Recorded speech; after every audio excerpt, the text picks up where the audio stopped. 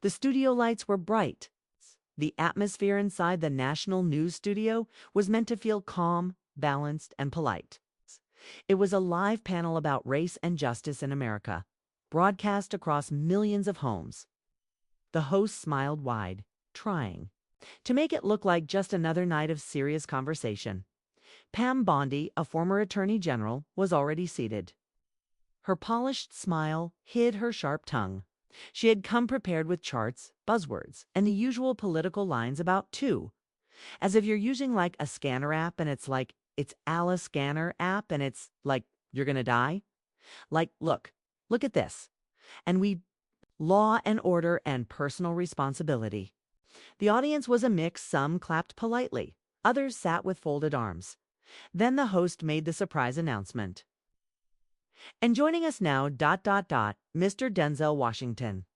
The room reacted before anyone could say anything. The crowd gasped, then applauded loudly. Cameras shifted to the back entrance as Denzel walked in calmly, dressed in a simple dark suit. His presence changed the entire mood. He smiled briefly at the audience, nodded at the host, then looked over at Pam Bondi.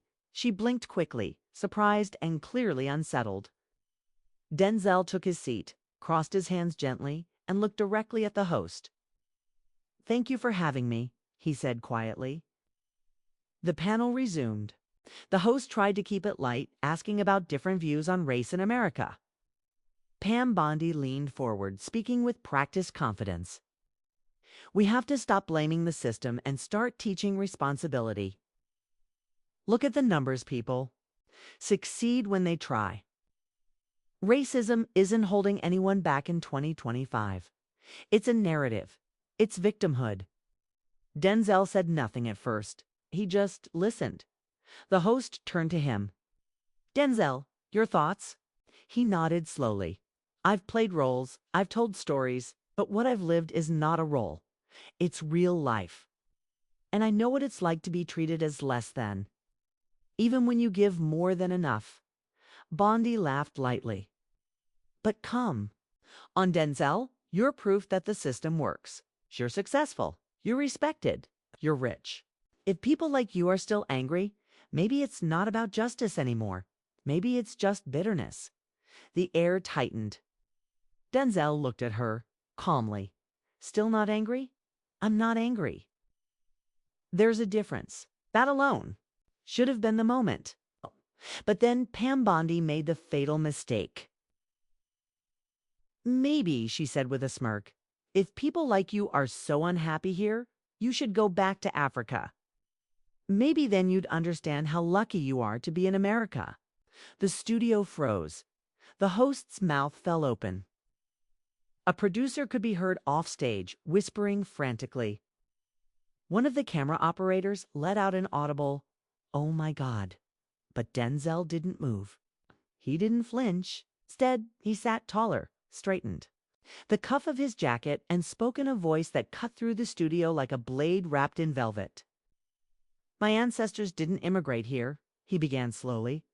"They were brought here, chained, beaten, sold, made to build a country that still questions their humanity centuries later. So, no, don't tell me to go back. My roots are buried here. In this soil, in this blood, in this history." The room was silent. Not a breath, not a cough. Bondi opened her mouth but said nothing. The audience stared. Then he continued. "Someone needs to pack their bags.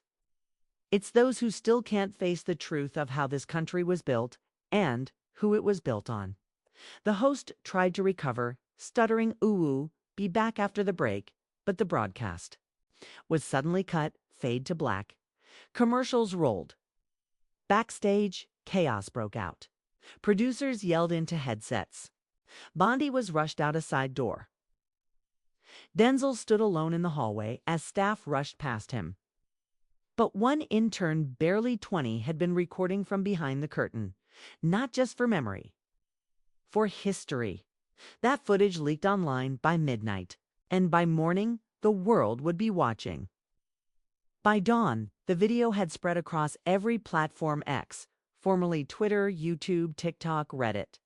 The shaky backstage phone footage showed the entire moment uncensored, unedited, and brutally real. Pam Bondi's words, Denzel's response, the stunned silence, the raw tension. It was more than a viral moment, it was a fault line splitting. Open. The original broadcast had cut just after Denzel's monologue. Viewers at home were left confused. Social media filled in the blanks within hours. Why did the network cut the feed? Did Pam Bondi really say that? Did Denzel just rewrite the rules of national TV?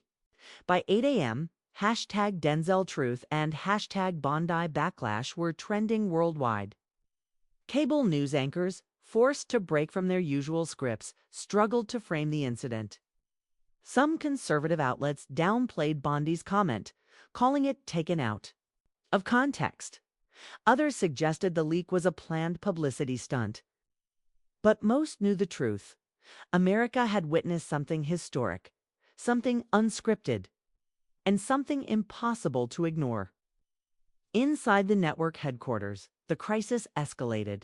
Quickly, executives were in emergency meetings.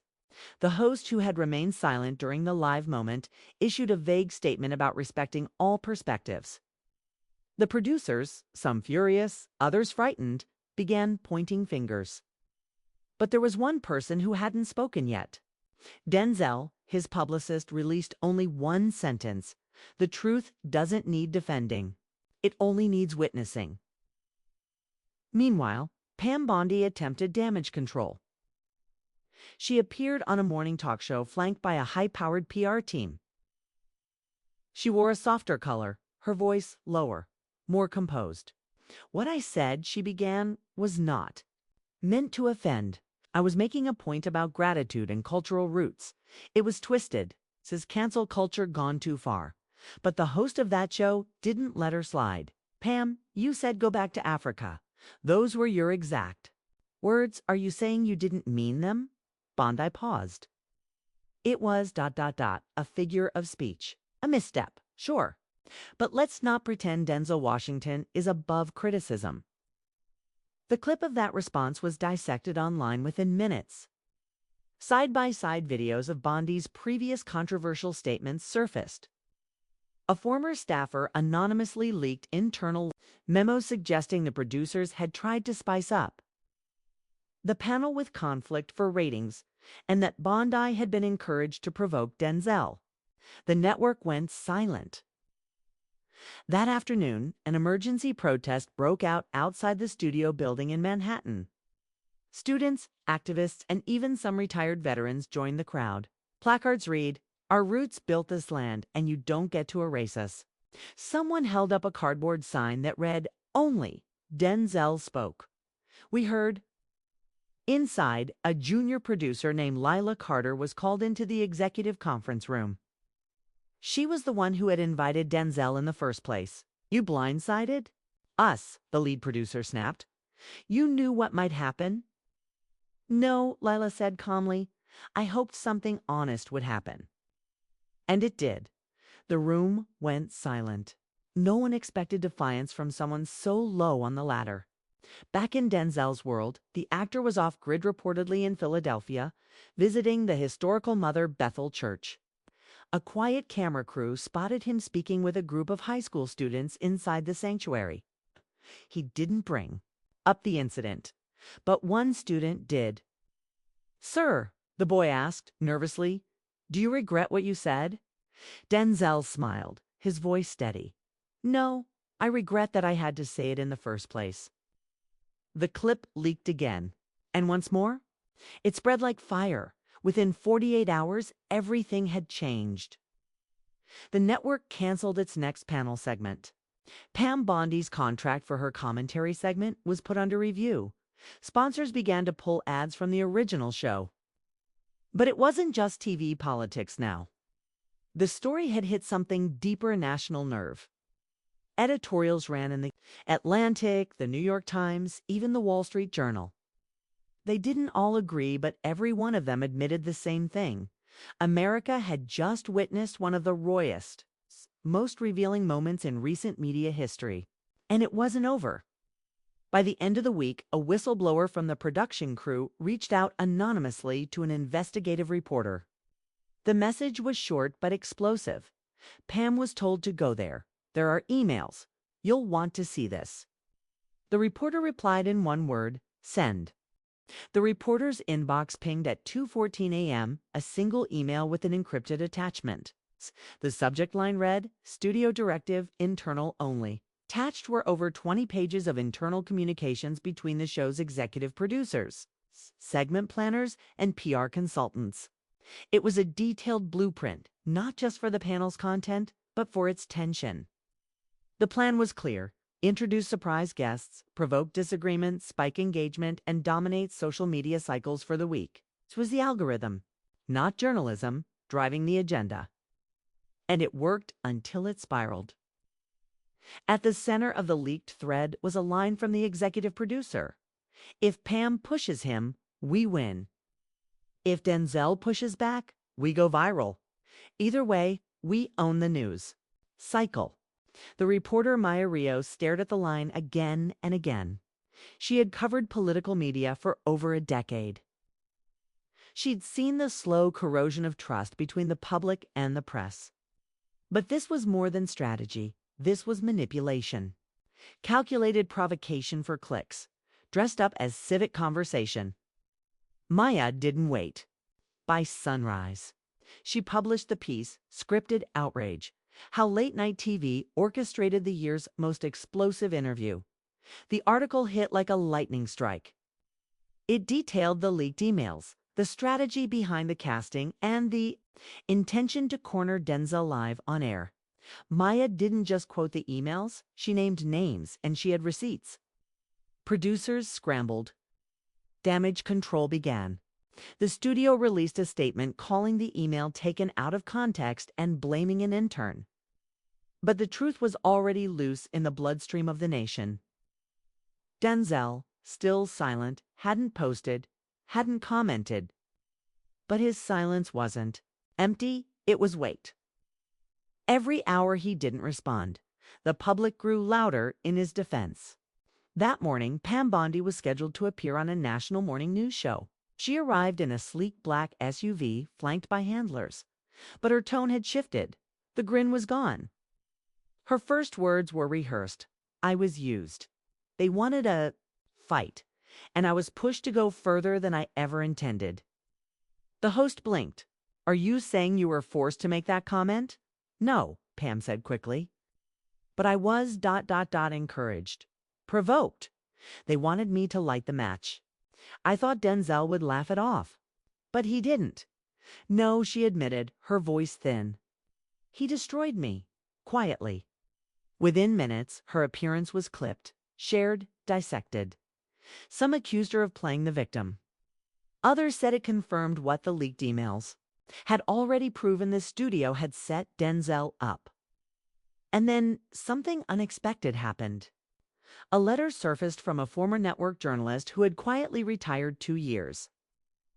Earlier, after citing creative differences, he posted it on his blog. When I left, I said the machine was broken. What I meant was, we stopped seeking truth and started feeding outrage. Denzel Washington didn't just give us a moment, he held up a mirror. And the ones who flinched are the ones who saw what they've become. The letter went viral. And with it, the conversation shifted from just race and politics to something deeper, the soul of media itself. Later that afternoon, Maya Rios received another anonymous message. It was a short video clip, low quality, shot from a studio corridor. The angle showed the host of the panel walking backstage just before the broadcast. He was speaking to a senior producer. The audio was faint but clear enough. Let Bondi off the leash. She throws something wild, let it land. He'll take the bait. She's going to say it. The producer asked. She's already practiced. Trust me, this'll make history. Maya's hands trembled. This wasn't just bias. This wasn't just bad faith. This was entrapment, engineered, in a control room and disguised as public discourse. She picked up the phone and called her editor. We have to run it tonight. The editor hesitated. We could get sued. Then let them sue. We'll be in court with the truth. Meanwhile, at a quiet brownstone in Brooklyn, Denzel sat with his longtime friend and former drama professor, Samuel Reed. They had avoided the news cycle on purpose.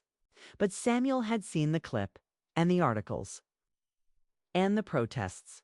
You said the truth doesn't need defending, Samuel said softly. But now the world wants you to speak again. What will you say? Denzel looked out the window. Nothing. They haven't already heard. But maybe this time they're finally listening. He paused. But before I speak, I want them to see who really wrote the script.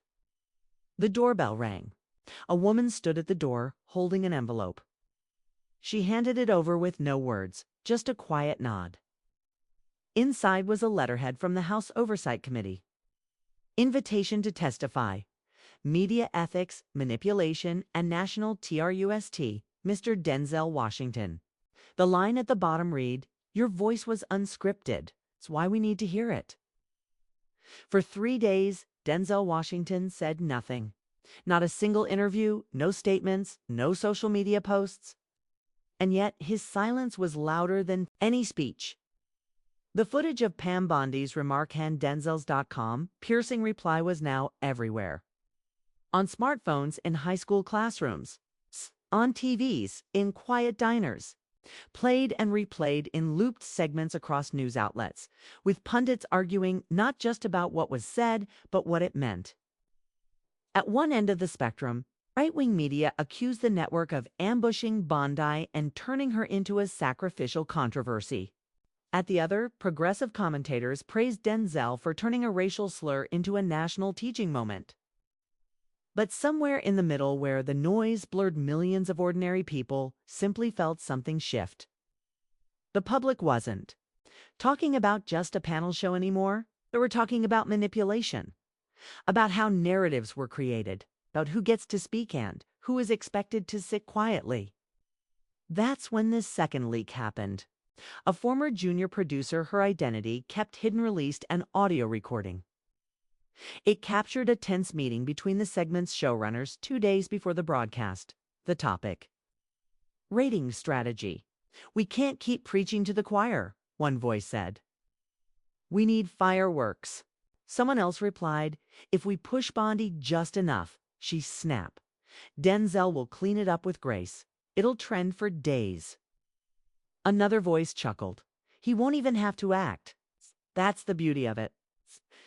It was a damning clip, and it landed like a bomb. The studio issued an emergency statement, while editorial direction is discussed in all media rooms.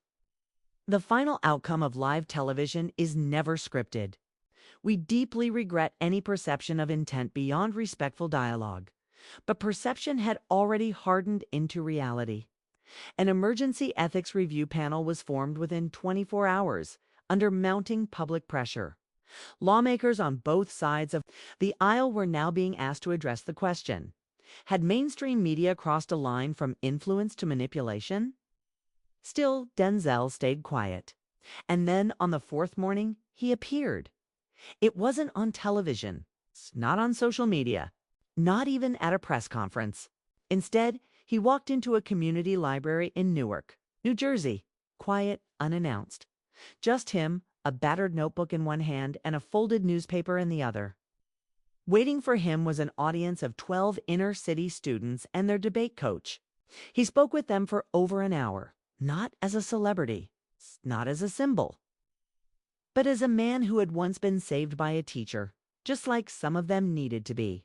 He told them, the moment you start reacting to insults, you give away your script. The moment you speak your truth without needing applause, you take it back. One of the students, a 15-year-old girl with braids and fierce eyes, asked him, "Did you plan what you were going to say to her? Or did it just come out?"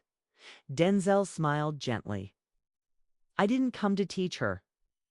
I came to represent everyone who never got to sit in that chair. The ones who were told to be grateful for less. What I said wasn't scripted, but it was rehearsed by my entire life. Someone in the back recorded the moment. It was raw, grainy, full of background noise and shifting camera angles. But it went more viral than the studio broadcast, 'cause it was real. And because it didn't come from a stage it came from a room that smelled of books, chalk, and underfunding. A place where truth didn't need lighting or producers to land. Within hours, a new hashtag flooded the internet. Hashtag rehearsed by life. It wasn't about politics anymore. It was about lived truth versus manufactured conflict. Meanwhile, at the network, headquarters, boardrooms were in chaos. Sponsors threatened to pull ads. A prominent co-host resigned live on air, citing a culture of deception I can't defend anymore. The host of the panel himself, once a media darling, was now on a forced leave of absence. His brand, built on snark and sharpness, had turned against him in the face of sincerity. Pam Bondi, after issuing 2 contradictory statements, disappeared from public view. In Washington, a bipartisan committee began preparing hearings on media manipulation. Using the studio's segment as its case study, subpoenas were being drafted. Whistleblowers were reaching out. And then a package arrived at Maya Rios's desk, no return address. Inside, a worn, leather-bound journal and a short handwritten note for when they tried to rewrite this moment. Here's what really happened. It was Denzel's personal account, written in longhand, a document of how he felt, what he feared, and why he stayed quiet. Maya read the first few pages, her fingers trembling. Then she picked up her phone and called her editor. "I'm not publishing this yet," she said. "Why not?" "Because it's not meant to be a story." "Then what is it?" "It's a reckoning. And the country isn't ready for the last page." The room was packed, the air rigid with expectation. It wasn't just another congressional hearing. Swan had drawn cameras from every major news network, its foreign press, and an online audience that stretched into the millions. The hearing wasn't about a crime exactly. It was about a culture one that blurred the line between public trust and private ratings. And at the center of it all was one unexpected witness, Denzel Washington. He entered the Capitol chamber with quiet resolve. No entourage, no security detail. It's just a gray suit, a leather folder under one arm, and the same calm energy that had stunned a nation days ago on live television. The nameplate before him reads simply, Mr. Denzel Hayes Washington. Jr., the chairwoman of the Bipartisan Media Oversight Committee, Congresswoman Lena Morales, tapped her gavel. "This hearing will now come to order. We are here to examine the role of broadcast media in shaping, distorting, or manipulating public discourse under the guise of entertainment. Mr. Washington, you may begin." The silence in the room was total. Denzel opened his folder slowly. No speech. Just a few handwritten notes and a single photo of a much younger him. Wearing a second-hand suit and standing outside a community center? "When I was 18, he began, I thought truth was a luxury. Something only powerful people got to say out loud. Everyone else just survived around it." He paused. What happened on that panel wasn't new, wasn't shocking. It was routine. It's what made it different. Was that someone finally said, "No more"? He didn't raise his voice once, didn't name names. Instead, he spoke about narrative consent, the idea that most of us don't even realize the stories we're agreeing to by staying quiet. The camera doesn't just record, he said, it edits. It chooses angles. And eventually, we start living in those angles. Not full lives, just parts of them. A Republican senator leaned in. "Are you suggesting the network deliberately provoked the incident for ratings?" Denzel looked at him with a measured calm. "I'm not suggesting. I'm stating the room stirred, phones lit up. One reporter whispered, 'This just went nuclear,'" he continued. "I have no vendetta against Pam Bondi. My issue isn't with her words, it's with the system that gave those words a microphone, a spotlight, and a contract extension." There were no dramatic outbursts, no grandstanding. It's just slow truth, laid brick by brick. But it hit harder than any soundbite. Then came the moment no one expected. Congresswoman Morales leaned forward. Mr. Washington, do you believe what happened to UN live television was racially motivated or orchestrated? Denzel paused. Let me be clear. Racism isn't always loud. It isn't always a slur. Sometimes it's structural silence, a question unasked, a truth unshown. And when you build an entire industry on that silence, you don't just erase people, you script them. Gasps, shuffling a murmur from the press benches. Morales blinked, clearly moved. What do you recommend we do? Elect directly? At her, force networks to disclose editorial manipulation. Make producers accountable for outcomes. Require context, not just content. And teach our children not just to consume media, but to question it. By the time his testimony ended, even those on the committee who had entered skeptical were nodding. But the story wasn't over. That evening, on an obscure subreddit, a new leak surfaced. Internal emails from the network. Dated weeks before the panel, they included pre-show segment titles like Patriot versus Performer and Can the Actor Take the Heat? It was clear. Denzel wasn't just a guest. He was the setup. One email simply read, "We need a moment that breaks Twitter. Get Pam riled up, then watch him clean it up. That'll sell ad slots through Friday." The backlash was immediate. The network's CEO resigned within 24 hours. Multiple producers were suspended. Pam Bondi released a written apology, though critics pointed out it read more like legal shielding than remorse. But none of it compared to what came next. Congress voted to open a full-scale inquiry into media ethics. For the first time in modern history, the question wasn't about political bias but narrative engineering. And in a strange twist of timing, a little-known senator from Georgia introduced a bill named after the phrase that had lit the fire in the first place. The Deep Roots Act, its goal.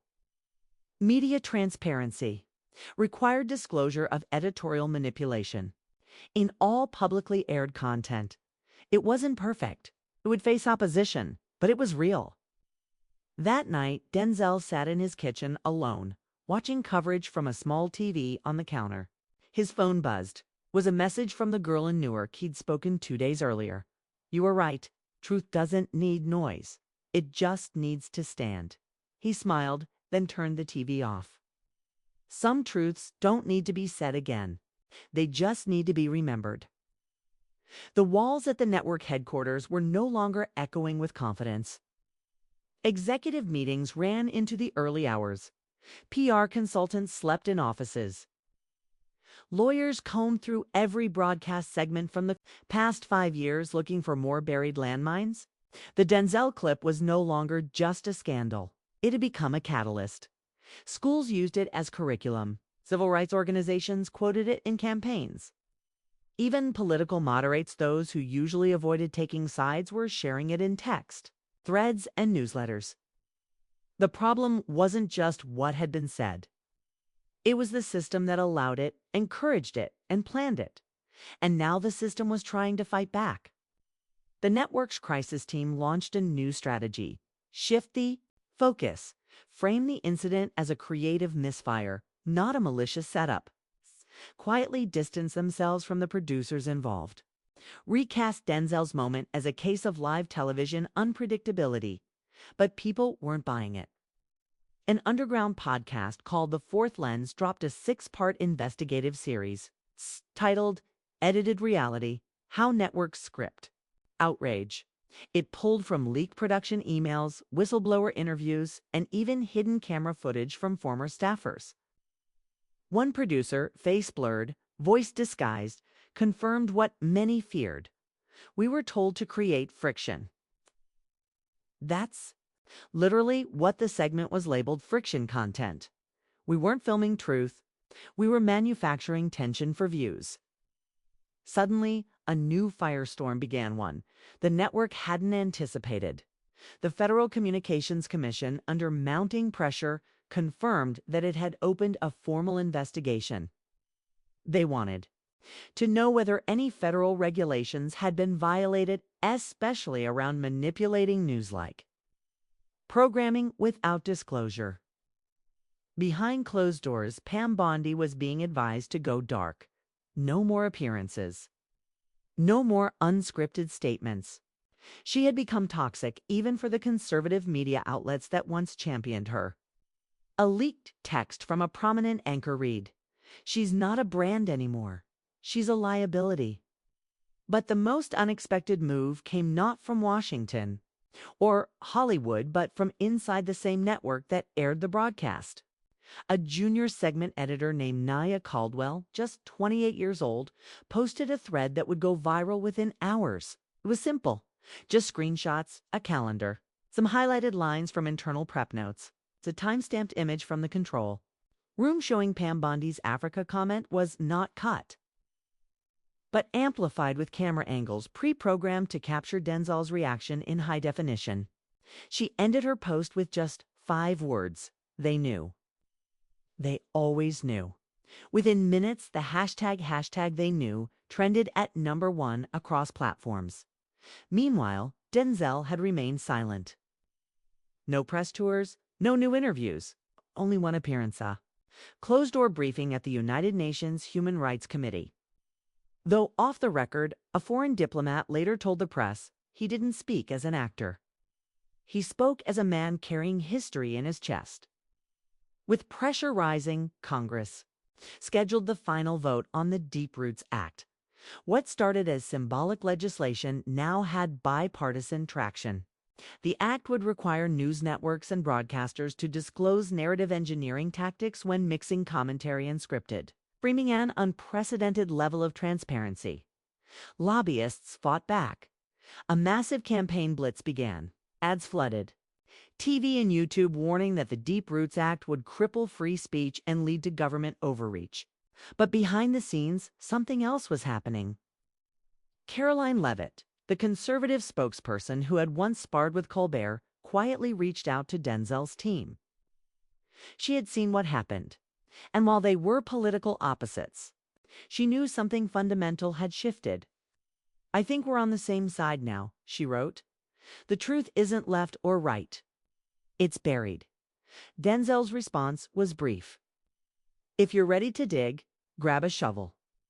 What no one outside that email thread knew was that a second panel had been proposed, this time not for broadcast, but for the congressional floor. A symbolic debate between media personalities, scholars, and citizens from across the spectrum.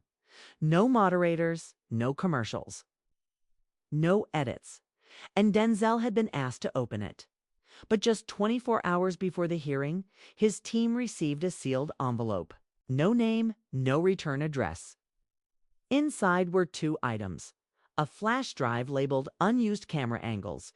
Studio 5, a folded note that read, "You only saw what they let you see.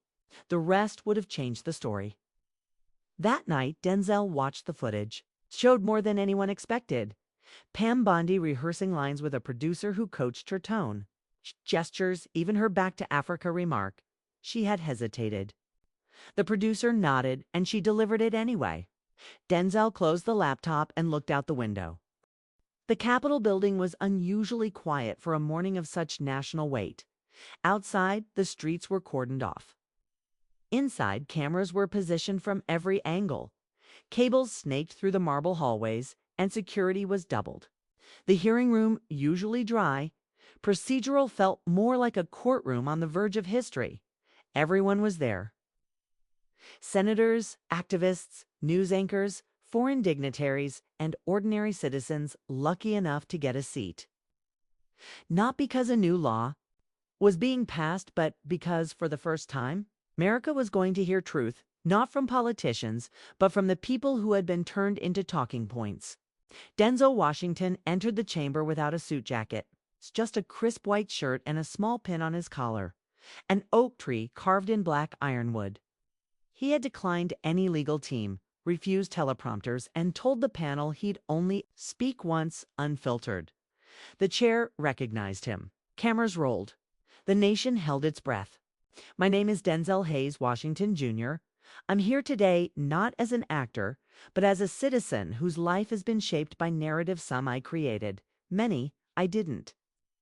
He paused, letting the silence settle. What happened on that panel with Pam Bondi wasn't a mistake. It was a strategy. A machine designed not just to provoke, but to program. Tay chose conflict over clarity, spectacle over substance. He then reached into his jacket and held up the flash drive. This is studio footage not aired. It shows that moment. The one that went viral was rehearsed by someone else before it ever reached your screens. The room shifted.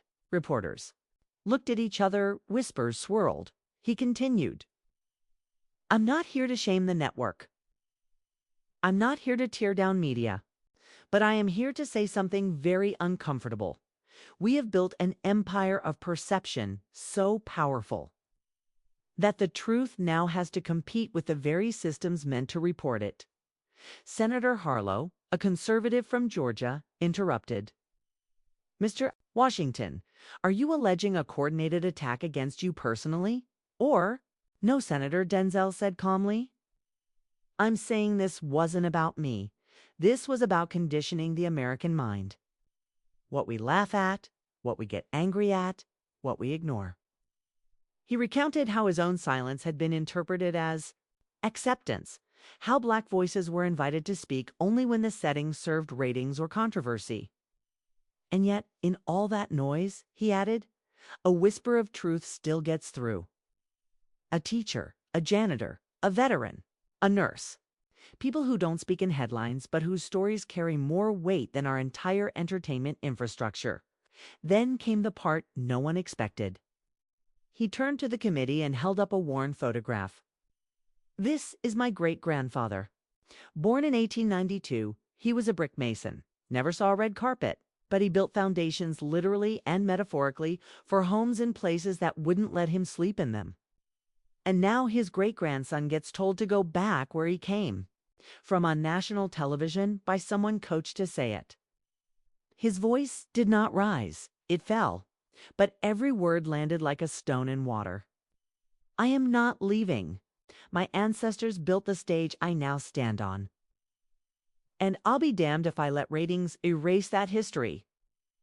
The room rose in applause. Not everyone, but enough to make it thunderous. The panel went into recess. Senators huddled. Producers on every major network ran out to edit their upcoming segments. Something had shifted, and no spin could contain it.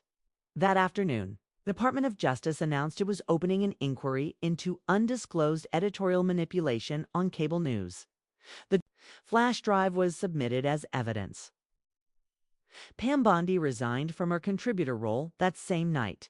Her statement, brief and riddled with legal qualifiers, ended with a single line that most outlets cut from their coverage. I didn't believe the audience would question it. I forgot they had eyes. The Deep Roots Act passed in the House. 2 weeks later, while the Senate would debate its scope for months. Transparency guidelines for political broadcasts were already taking shape. Production rooms across media corporations started clearing notes, rewriting strategy. Something unseen had been forced into daylight. And Denzel, he disappeared for a while.